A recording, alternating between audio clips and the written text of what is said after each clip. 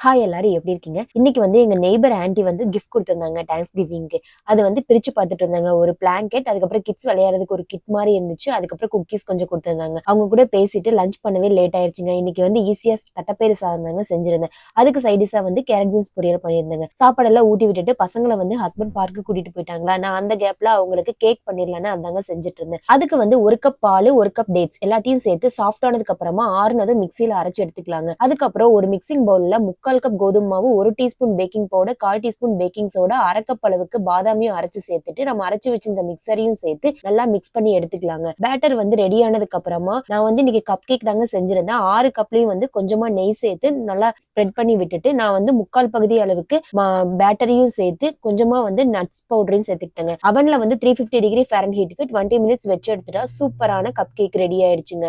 நீங்களும் ட்ரை பண்ணி பாருங்க. அளவெல்லாமே டிஸ்கிரிப்ஷன் பாக்ஸ்ல குடுத்துறேன். Thank you. பாய்.